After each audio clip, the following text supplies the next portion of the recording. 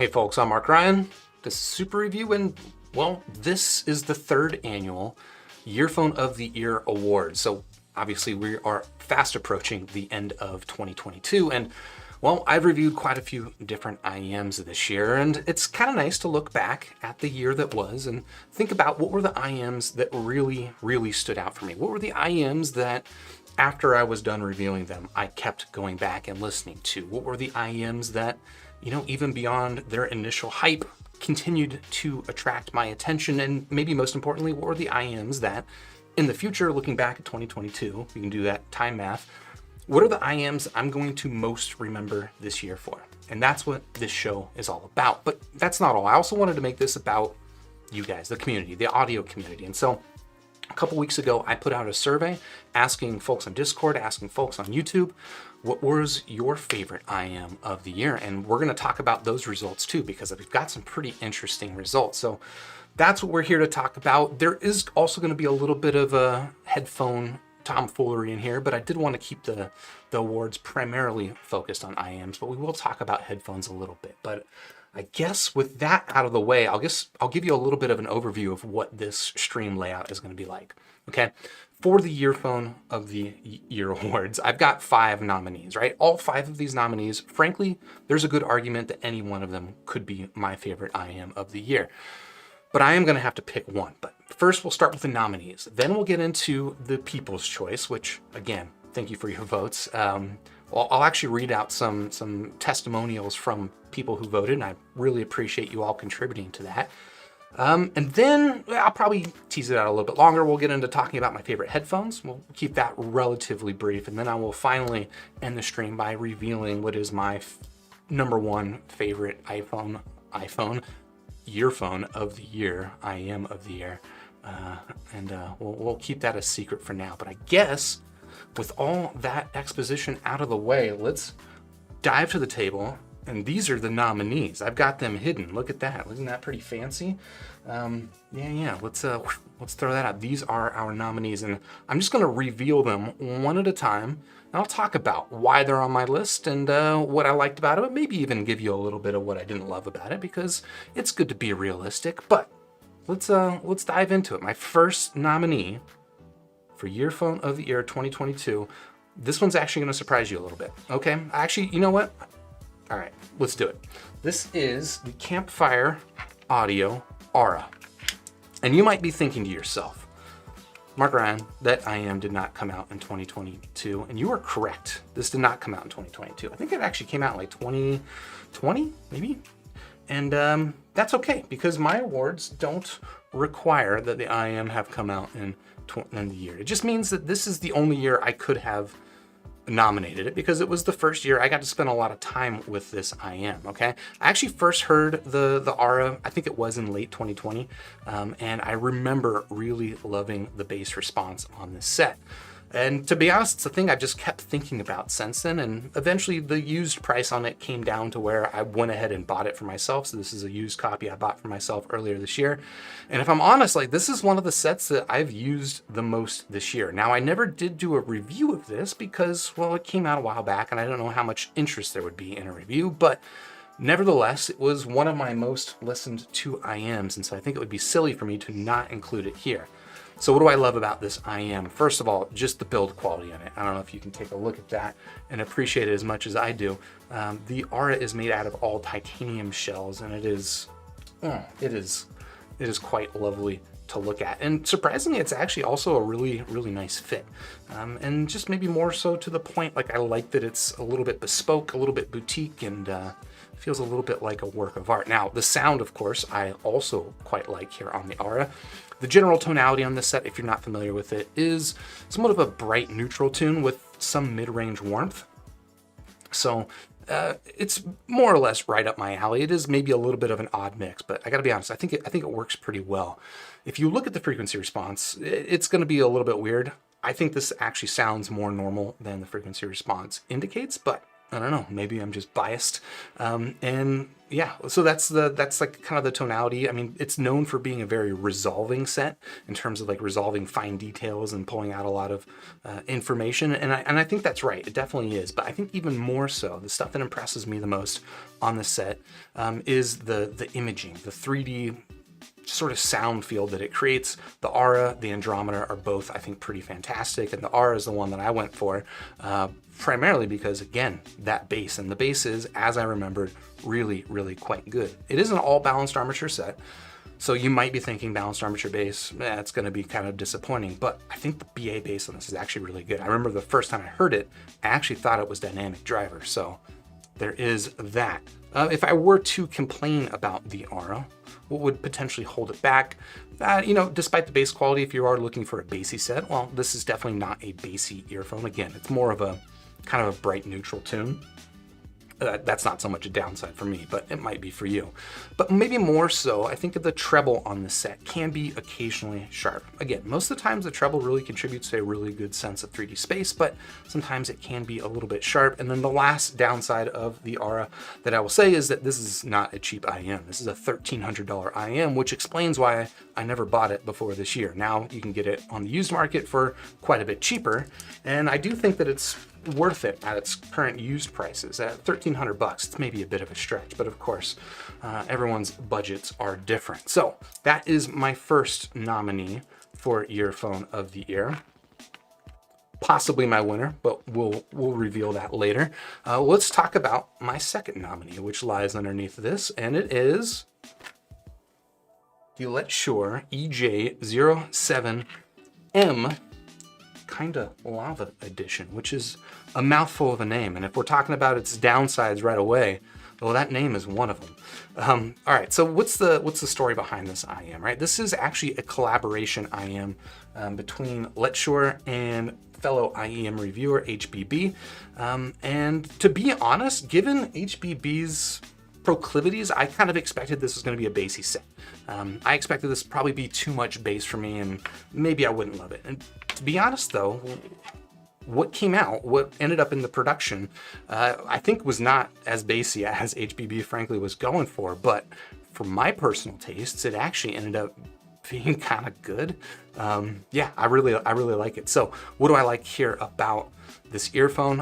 In terms of frequency response, it just about hits my neutral target perfectly. And what's interesting is that it hit that target before I even made that target public. Now, obviously, they were not looking at my target or trying to hit my target, but it was just an interesting coincidence that I had been working on my own target in the background and graphed this, and I was like, oh, well, they kind of already did it, so I guess I'm not breaking any new ground there. But what I like about this is it is just a good mid-range focused tuning. It's excellent for vocals. They're not overly forward.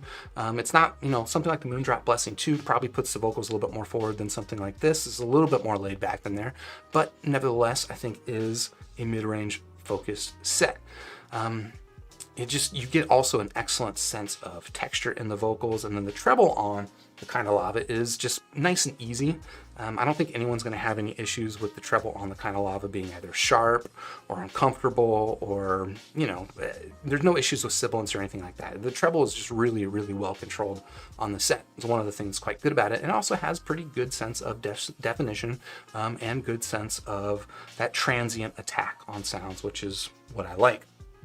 But really the standout on this IEM, again, despite it not being as bassy as I expected it to be, the standout on this IEM is still the bass quality. The bass quality is phenomenal. Now, there is still some sub-bass emphasis. You can take a look at it on Squiglink if you want to. I would say this is a mildly bassy set.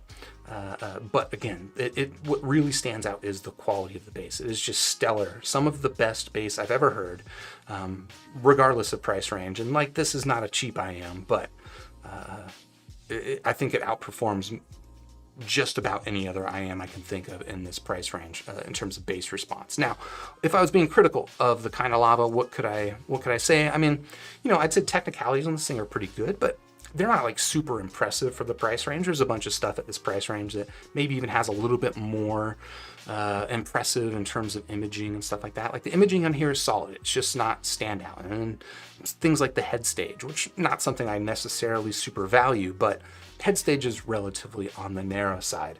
And then tonally, I would say, while this graphs very nearly identical to my frequency response, my target response, I would say that to the ear, it actually sounds a little bit warmer. It sounds a little bit, the downward sloping is kind of the language that I've heard before and I've used myself. It just sounds slightly dark, maybe for my exact tastes. That also, probably comes from the relatively safe treble, but nonetheless, I will bring it up here.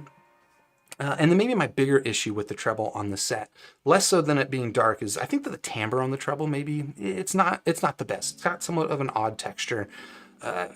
The word that comes to mind when I'm listening to it is a little bit of like sandy or like almost wispy. It's not at all harsh. It's not at all uncomfortable. It just sounds quite not natural. So if you're listening to high frequency percussion, you get like good extension on this set, but it doesn't quite sound as lifelike as some other sets. And then the last thing that I will mention, well, actually maybe two last things are kind of related. One, well, this is not a cheap IEM. It came out at $670, although I'm not sure if Let Shure just does this unintentionally. They always had sales on it. You could regularly get it for about $550.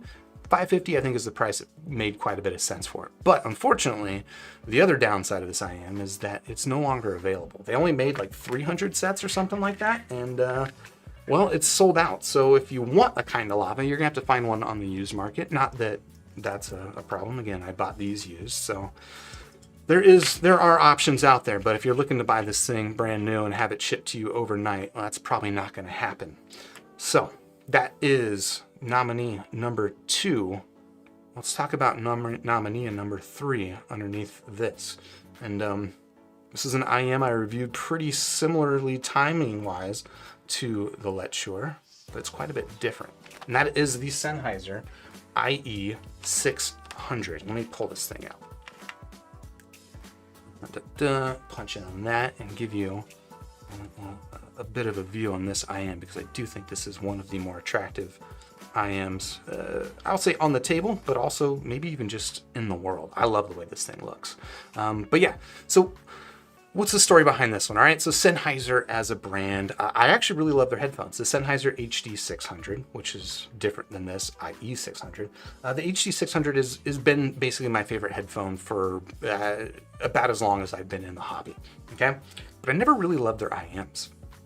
I did hear the Sennheiser IE900 last year, and that was actually pretty good. Like, the technical performance on it was pretty addicting. Tonally, it wasn't quite there for what I liked, but technical performance is actually pretty awesome. And then there was the IE300 that I reviewed before that frankly, I wasn't a big fan of it. And honestly, it just kind of seemed like Sennheiser was somewhat dedicated to this pinolette tuning, right? Where there just wasn't a lot of that ear gain, a lot of upper mid-range emphasis to kind of make up for the fact that an IEM is bypassing the outer ear. That's a choice. Some people like it.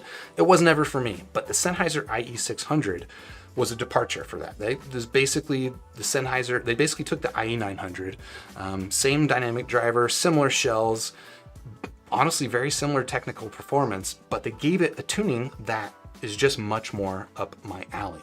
At least on paper, it's better, and I'll say that obviously to my ear, it is quite a bit better. So what are the strengths here on the Sennheiser IE600? Honestly, it's like the technical performance in the set is awesome. And now, again, this is a single dynamic driver set, which I don't always associate with being like super high technical performers, but for a 1DD set, technical performance is awesome. And I think for $700, what this price is, it's certainly not cheap, but I think that this really does hang in there with a lot more expensive IEMs in terms of just those technicalities, right? You get very, very incisive treble, which is excellent for transient definition. It also gives you a really good sense of imaging, like really clear definition between sounds and the space that they take up in 3D space around my head. The other thing that's really fantastic here on the IE600 is the bass, okay? I just got done talking about the bass and the Kinda Lava. Honestly, the IE600 bass is like right up there. It's a little bit different. It's a little bit more sub-bass focused versus the Kinda Lava, but it is nonetheless just a really stellar bass response. It's got enough meat on it to not be entirely sub-bass focused, but I would say nonetheless it is roughly sub-bass focused. And it just gives you really just a nice sense of texture to the sound, and also just an addictiveness to the way that it hits. I would also say that the timbre on this set it's a dynamic driver, so it's got dynamic driver, timbre memes, etc., etc. But honestly, yeah, it's just kind of a lifelike timbre, both from down from the bass, those nice bass hits, up to the high frequency percussion stuff like hi-hats and cymbals sound really like lifelike and metallic. And then the last thing that I'll say that I love about this set, and I already mentioned it a little bit, is the form factor on it. So one, I think it looks really cool. It's got like this 3D printed metal or something like that. Like that's the language they use to describe it. I think it looks great, but even more than that, like it is tiny. And I don't know if that's going to totally come across here on this stream, but it is very small, which means it fits super comfortably. This is a great sleeping IEM. This is just kind of a great all-arounder build quality. I love it. You know, this isn't as boutique built as something like the Campfire Aura, but honestly, like I feel like in build quality and beauty, it hangs in there, man. It hangs in there. So if I were to get picky about the sound here on the IE600, what are the things that maybe I would quibble about it? Okay, well first, actually not about the sound. The stock cable, the ear hooks on it are actually a little bit annoying. And you might see this is not the stock cable that I'm using on it. The stock ear hooks are just like the kind that you have to bend with a wire in them. And because of that, it makes it a little bit extra stiff, which contributes to some microphonics and just actually it kind of lessens the fit stability, at least for me. Some people say it actually works for them, but for me, it definitely lessens the fit stability. I only really bring up the cable because the other downside here with the Sennheiser IE600 is that Sennheiser uses a non-standard MMCX cable. So this is MMCX. You can remove it, get another cable, plug it in there, but it's a non-standard MMCX, which means it's extra difficult to find replaceable cables. In fact, this cable that I'm using here is a cable from some other earphone that I modified myself in order to make it fit. Most people aren't probably going to do that, and to be honest, not even most cables are capable of being modified. So there is that. Another thing that I'll kind of mention that's similar to the cable thing is that the stock tips that it comes with are pretty awful in terms of fit. Like they just collapse. And again, I only really bring that up because finding other tips that work with this set is kind of difficult. This is one of the more tip sensitive IEMs that I've tried, where swapping out to different tips gives either a different fit, but even more so, just like gives pretty different treble performance. The treble on this set is pretty spicy and pretty aggressive, and so it's like on the verge of being too spicy. And it's to the point where a given tip might cut off some of that treble and remove some of that awesome definition in the transients, or it might exaggerate it and then just end up making the set a little bit sibilant. So it's both tip sensitive and the stock tips kind of suck. So you are going to have to do, in my opinion, my estimation, you will likely have to do some tip rolling. And then the last thing that I'll mention is, you know, somewhat of a downside on this is tonally, it's just a little bit more V-shaped than my general preference, right? This is not a vocal focused set.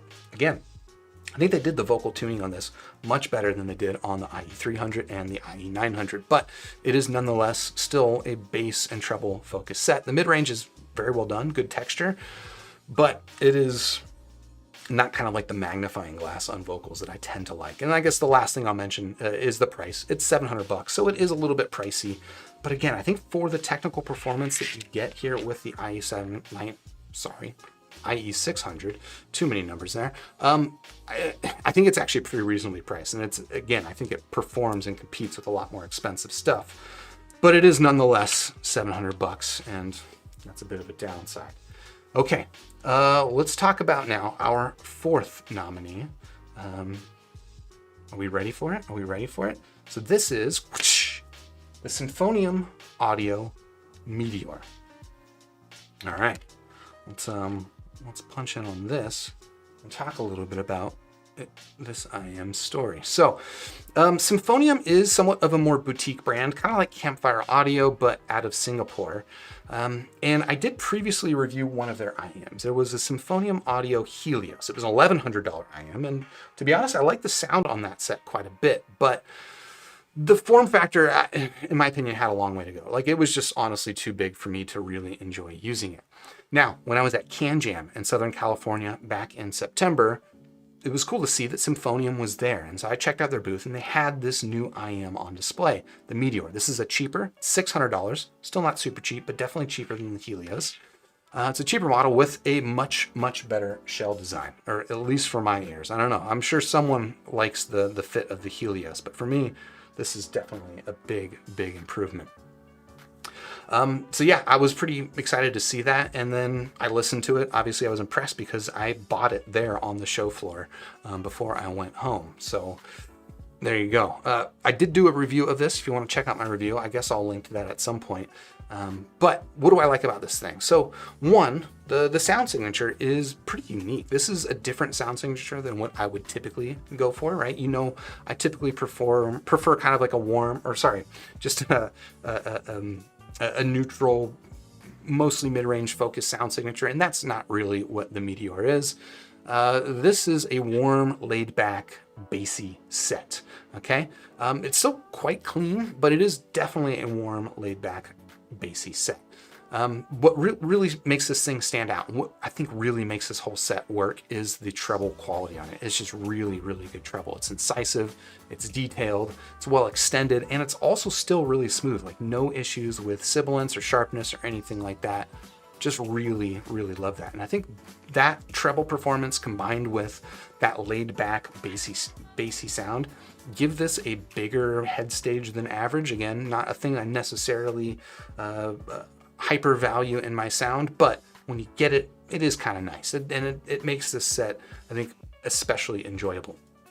Now, if I'm being critical about the set, what would I complain about? Okay, the shell's design, again, a big improvement over the Helios, but if I'm honest, it still looks a little bit DIY. You can even see here on the camera, like sometimes the font like just goes black and like smudgy and you can't see it. And then if I get the light just right, you can read it, but I don't know. It's, they still got a little bit of a ways to go, to be honest, on the build quality, but it is a big improvement. And then, you know, again, the sound signature is not ideal for my preferences. I would say it's not ideal also, especially for like just separation in sound and like distinctness between sounds. So this is not like an imaging monster. This is more just kind of that laid back, kind of big head stage. And again, it's got a good, nice sense of incisiveness because of that treble. It's just not quite as well defined as something that might be a little bit brighter in tune, at least for my ear. And then the last thing that I will mention about this thing is that, again, price-wise, this is not cheap. It's $600. It's actually not a bad price for what we'll call the boutiqueness of this brand, right? So this Campfire Aura, also somewhat of a boutique brand, $1,300, $600 for a very low volume handmade IEM. I'm not hating on it, but I would say, just heads up, that is a thing that will keep some people away from it. So that is the Symphonium Audio Meteor. Now we're here for our final nominee for Yearphone of the Year, and you might have already guessed what this one is. And if you haven't, I'd be surprised. But this is the Truth Ear Hexa. Okay. This is, I think, the latest of these to have come out. I reviewed this one not too long ago, probably within a month. Hold on while I unravel this cable. And yeah, I was very, very quickly impressed with this IEM, and it's an IEM that even since my review, you know, I go back to it every once in a while. I'm like, yeah, that actually still sounds pretty surprisingly impressive. Let me show you that side since it's got some writing on it. But yeah, the story of this, right? So Truth Ear is an all-new company, right? They just came out this year. And they launched kind of low key, but also like high key, because they launched with an ex-Moondrop engineer behind the brand, as well as a tuning collaboration with Critical, which was the Truth Ear Zero. Now, this Hexa is their second release. This is not the first one. And to be honest, like this is the one that really resonated with me. I unboxed it, I measured it, I saw my neutral target, and frankly, I was pretty stinking impressed.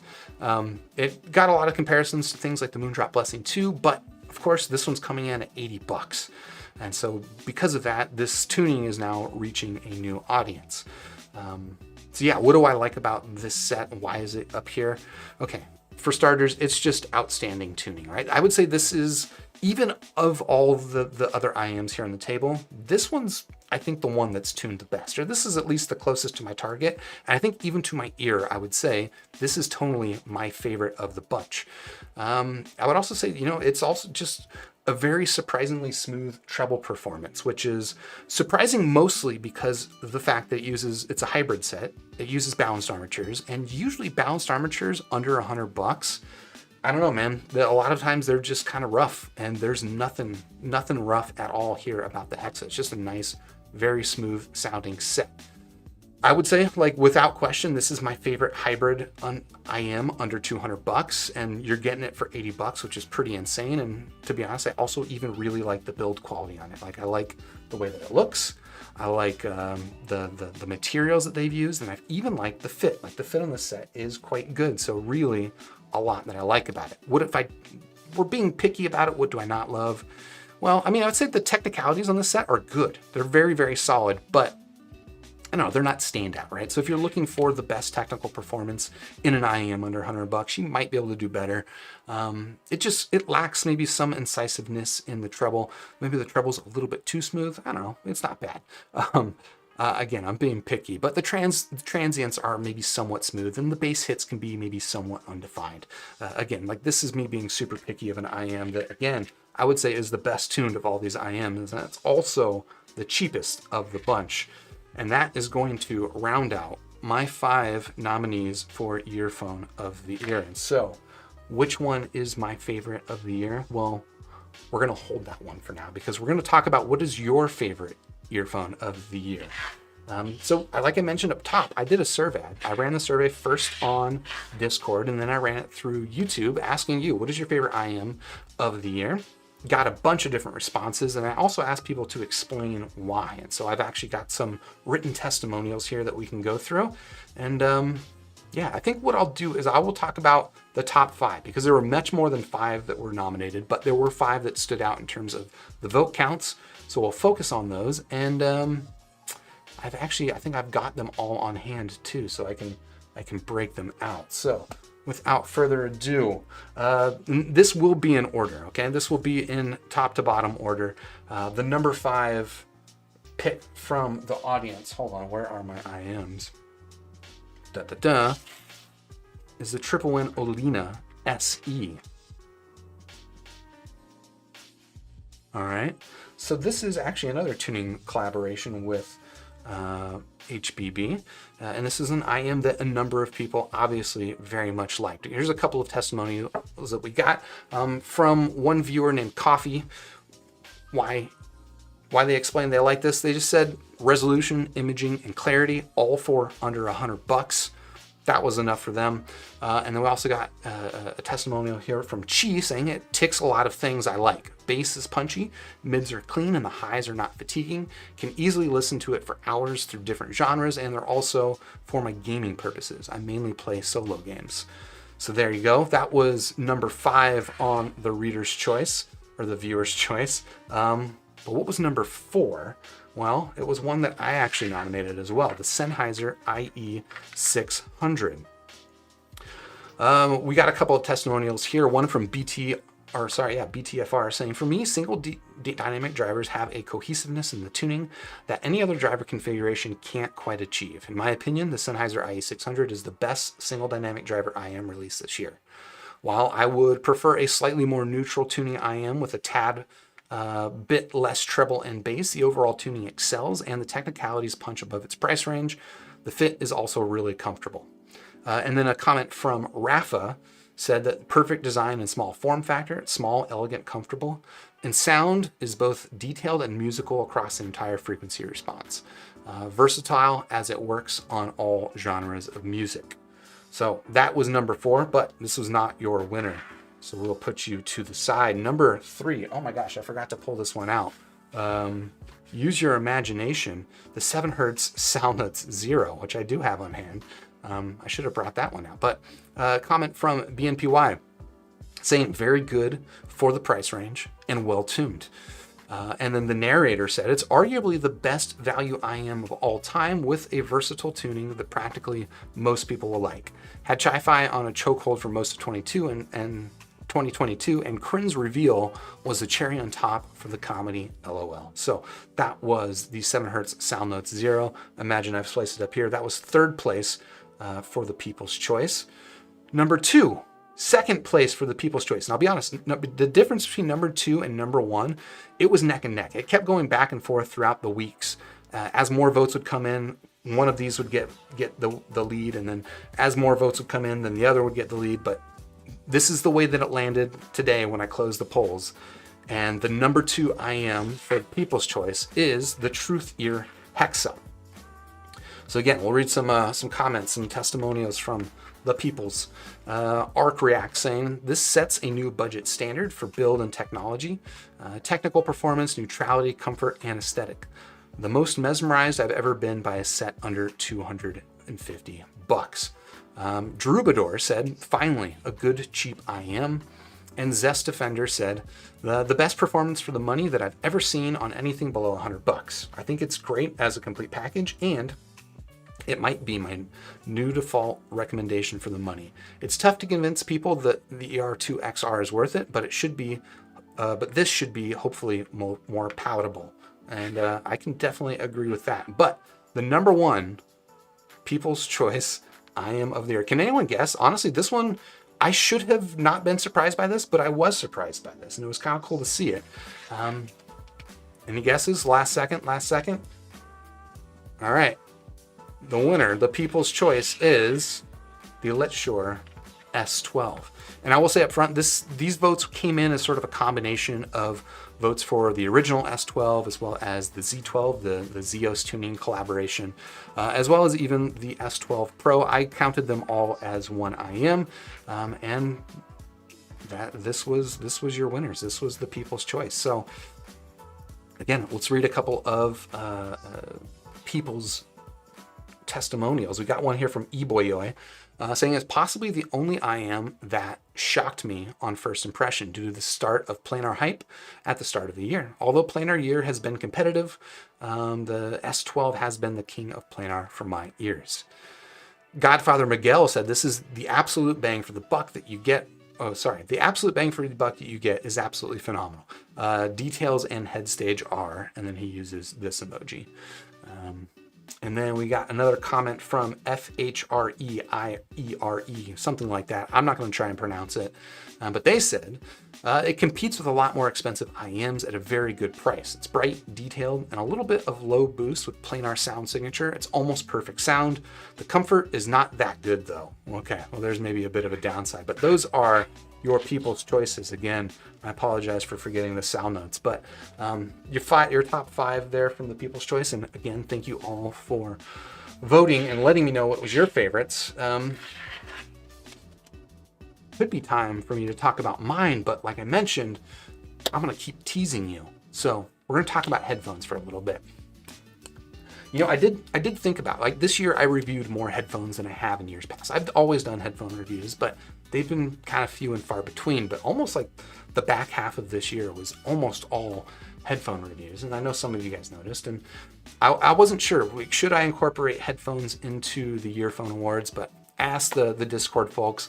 They suggested just keeping it IEM only, and I think that was a good call. So the Yearphone is still IEM only, but I did nevertheless still want to talk about some of my favorite headphones of the year. And this, I'm not going to break into my top 5 with my top 1. I just have one winner, but I do also want to talk about one runner-up, very close, and then a couple of honorable mentions. So let's do that. Let's jump back over here to the table. That's the wrong screen, and talk about the best headphones, and let's talk about honorable mentions. And this first one might be a little bit of a surprise for you. And to be honest, in some ways it was a surprise for me. My first honorable mention, not the winner, but honorable mention, is actually this. This is the Meze Lyric. This is a planar closed back headphone that launched from Meze. I think it actually came out last year. I reviewed this in June. And at the time, I really loved the build quality and stuff like that. Just honestly, it's pretty amazing, both design and quality-wise and fit. Like, beautiful, beautiful build. And I mostly like the sound, but I was kind of underwhelmed by the sound, especially at the price. So this is not an inexpensive headphone. This is $2,000, okay? It's closed back. The sound, I'd say, is less impressive than similarly priced open backs. And also, I would say that, again, if I'm being critical of the sound, it's a little bit hot in the treble, but kind of a lot like the Meze 99 Classics. That was another headphone that I reviewed it. I was like, I was kind of lukewarm on it, but it just kind of grew on me. And that was similar here with the Meze Lyric. Two things kind of contributed to this headphone growing on me. One, I went to CanJam, like I've already mentioned, and I listened to a bunch more headphones that gave me just more context and a little bit better idea of what to expect of a closed back sound at this price. I still don't think this is the best sounding closed back at this price, but it's competitive, okay? It is, you know, it's a pretty good sound. Maybe even more to the point though, the thing that really stood out to me, both in comparing it at CanJam, but also just living with it day to day, is just the build and comfort on this really is pretty standout. It does not get better, in my opinion. What changed things for me especially was, I'll pull this in real quickly, quick shout out to Moondrop's Void cable. This is the cable that comes with the Void, just a lightweight cloth cable. It works here on the Lyric, and it's just an awesome, awesome combination that makes this just a lightweight headphone, easy to carry around the house, very portable. It also, you know, it folds flat against my chest, which a lot of headphones don't. So that just makes it like extra easy to walk around the house. It's just kind of a cozy, portable closed back. Again, tonally, sound-wise, I would say it's not quite there for me. But when isolation is a priority, the Lyric is a headphone that honestly is kind of a nice place to be. Again, $2,000, pretty pricey, but did want to give an honorable mention here to the Meze Lyric. All right, put you to the side. We've got one more honorable mention that I want to pull out here, and this one might be new to some of you. All right, this is the Arbus Acoustics Everest, aka you may have heard it called the Juan phone, named after the builder Juan, who frankly is actually a friend of mine, and that's why I have not reviewed this headphone. I told him up front, like, I actually pre-ordered this headphone because I wanted it, but I told him I'm too close to it, I'm too biased, I don't want to review it, but I feel like giving it an honorable mention here on my show. That feels like that is within bounds, so I'm doing it, all right?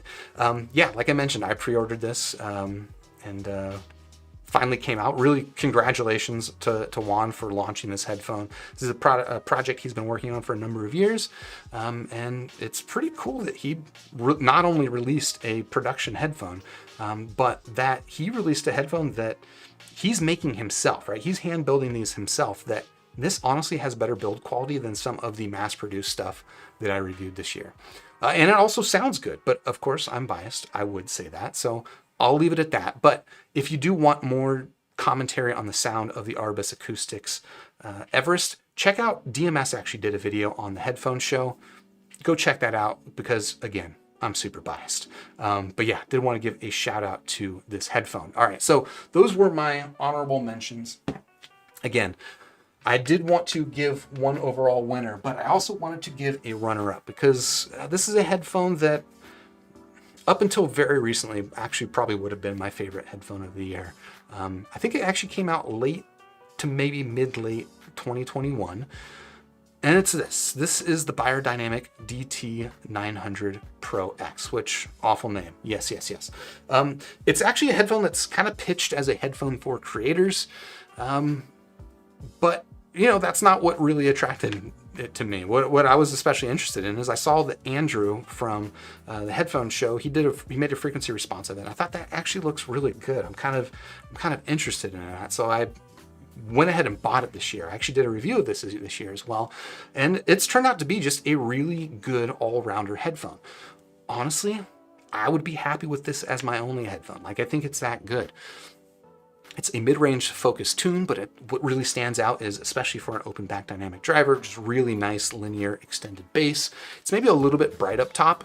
I don't think it lives up to the reputation that Beyerdynamic has in terms of being like an overly bright, aggressive tune. I don't think it's that levels of bright, but it is a little bit bright up top, and because of that, it gives like a nice sense of texture to vocals, which, you know, I like. This is just a headphone that, okay, I did a review of it, but I used it a lot more outside of the context of that review, just for pleasure listening, but also for, I guess, creator things here. You've probably seen some of my Pink Noise streams where I was using this as my monitor headphone. Just a really good all-rounder headphone. To be honest, when I was reviewing this could have been a 5 out of 5. But it's priced pretty close to the Sennheiser HD 600. And the 600 is still my 5 out of 5, and this is not quite there. But what I will say is that the price on the set keeps coming down. You can regularly find this for like $250 at this point, about the same price as the Sennheiser HD6XX. And I think I'd actually take this over the 6XX. So a shout out to the DT900 Pro X as my runner-up, but you were not my winner for headphone of the year. In fact, my winner, unfortunately, I actually don't have it here with me because I have it on loan. But I do have this, and it's the bag for the Odyssey MM500, which is, yes, my favorite headphone of the year. So imagine a beautiful headphone here. I reviewed this not too long ago, a week ago, 2 weeks ago. Time doesn't even matter right now. But this is a headphone that actually came out this year. It came out during the summer, and the first time I heard it was at Can Jam. To be honest, it wasn't a headphone that was super on my radar before then, but I gave it a listen, and I honestly could not stop thinking about it when I came home. And so I kept thinking about it and managed to justify buying it for myself, which was no mean feat because this is not a cheap headphone. It's a $1,700 headphone. But if I'm honest, having listened to it against all those other more expensive headphones at Can Jam, I think this set stacks up favorably to them.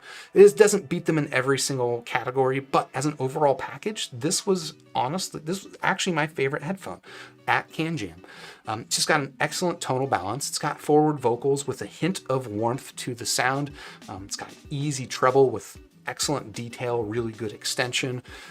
It also has, and I think what's really stand out about the set is a really good sense of body and physicality to the low end. Maybe some would quibble with the clamp pressure on this headphone. It is a little bit tight to wear, but honestly, it didn't really bother me. And I love the build quality. I love pretty much everything about this headphone. I wish I could show it to you here, but it is, well, hopefully being listened to and enjoyed by somebody else at this moment. So you will have to settle for this bag. But nonetheless, the Odyssey MM500 will be my headphone of the year. And I think with that out of the way, that's probably enough teasing for my Yearphone of the year, right? So like I mentioned, I went through my nominees, my 5 nominees. I told you why I liked each one of them. And honestly, any one of those, I can make a pretty good argument for being my favorite of the year. I like them all. I think I'm going to remember them all. I'm going to remember 2022, and I'm going to think about all 5 of those IEMs. But the rules I wrote 3 years ago when I started doing the show is I have to pick one. So that's what I'm going to do. And well, I've got it sitting in my hand right here, and I guess I'll pull off the Band-Aid, and I'll say that my favorite Yearphone of the year is the Sennheiser IE600. I'll be perfectly honest, going back and forth between all these IEMs. I've been spending the past couple of weeks just living with all 5 of these IEMs. And like on any given day, I might say a different one is my favorite. But today, the past couple of days, the Sennheiser IE600 has kind of pulled ahead. It's just a really, really fantastic set in a number of ways, right? Let's talk about the physical stuff. I love that it's a small IEM that fits and I can sleep in it very easily. This is going to be an excellent IEM for things like travel, just because it kind of disappears into the ear. It also, I think it looks quite beautiful. It's, it's got like a mass-produced build, but it looks pretty bespoke, and I dig that about it. But more so to the point, the sound on the set is just really super, super addicting. Again, it's not my favorite tonality. It's a little bit V-shaped for my preferences, but it's just, it works so well on basically every track that I throw at it. It gives you just those really nice, incisive transients, both up top and down low. And the bass hits so tight. Gives you like a really good sense of imaging. Maybe not the biggest head stage, but again, not a thing I super value that much. So really just pretty impressed with this set. And I hope Sennheiser keeps it up. I hope they don't go back to their Pinolette ways, but certainly no promises. But yeah, I think that will just about round it out for this year's Yearphone Awards. A lot of good stuff to remember, and hopefully we'll get more good stuff in 2023. But for all the folks at home, thank you all for watching and sticking with me on this channel. It's been fun. If you're here now live, stick around. We'll have some continued conversation while I wet my whistle with some tea. But for everyone else, please hit the like button, subscribe to the channel, ding the bell, and I'll see you in 2023 on the next Super Review. Cheers.